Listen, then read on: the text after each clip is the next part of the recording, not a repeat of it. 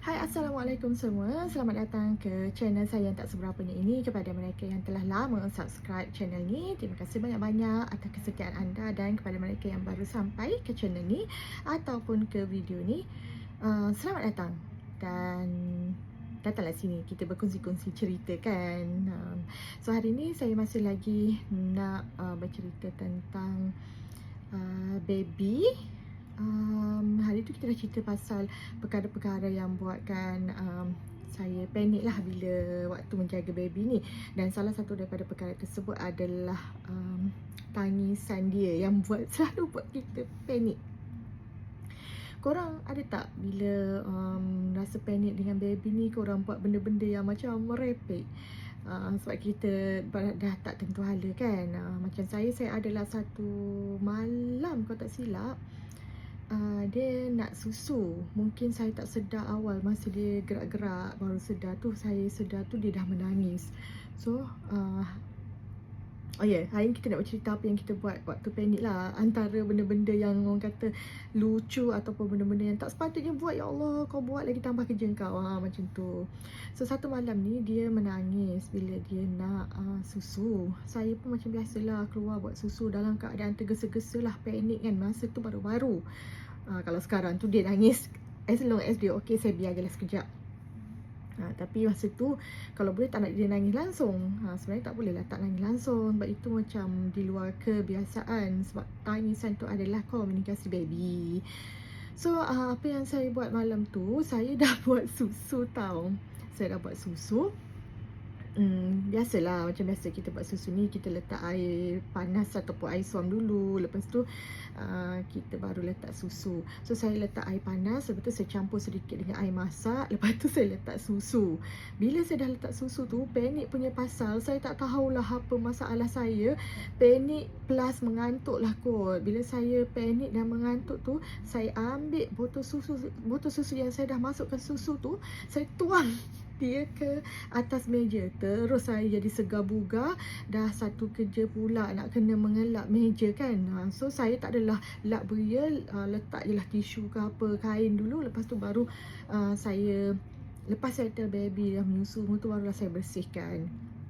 So ada lagi macam-macam perkara lah yang menjadikan saya buat something yang saya rasa, ya Allah kenapalah kau perlu buat benda ni, benda ni tak perlu pun. Okay, antara yang lain tu selalu kata apa, selalu tertinggal barang. Sebagai contoh, bila dia nangis-nangis kan, bila saya nak mandikan dia, saya ni suka letak barang-barang yang saya nak guna untuk mandikan dia dan siapkan dia tu sebelum saya, maksudnya saya dah siapkan dulu, standby dulu dekat, baru saya buka baju dia. Kadang-kadang bila dah panik tu, sepatutnya saya kena ada beberapa perkara macam minyak UV, lepas tu kena ada krim lampin dia, kena ada lotion dia, kena ada tisu basah dia, tuala. Jadi bila panik tu, ada je lah benda yang terlupa. Selalu saya lupa pampers. So itu benda yang paling penting kan. Bila pampers ni, tambah pula baby boy, dia kan suka memancut kan. Jadi kadang-kadang bila lupa tu, saya rasa benda tu bagi masa yang lama, untuk bagi ruang pada dia untuk buat benda tu lah. Okay, so kadang-kadang bila dia dah nangis-nangis, waktu kita bersihkan dia punya najis tu, selalunya saya akan tutup bebet dia tu dengan lampin, kain lampin biasa ni. Sebab sebenarnya bila saya baca kenapa dia jadi macam tu, sebab bila dah kena udara memang dia akan buang air kecil lah. Jadi selalunya saya memang akan tutup. Lepas saya dah bersihkan tempat najis dia tu, saya akan bersihkanlah dengan kain lampin tu. Tetapi kadang-kadang bila panik tu, dululah, sekarang ni dah jarang lah berlaku.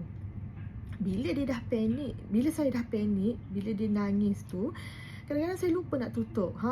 Kan, lepas tu saya pula yang kena pancutan tersebut. Ataupun alas yang saya jadikan alas lah, kadang-kadang pernah katil pun kena kan. Sebab dia, kalau kita tak tutup kan, pancutan dia tu boleh jauh kan pergi.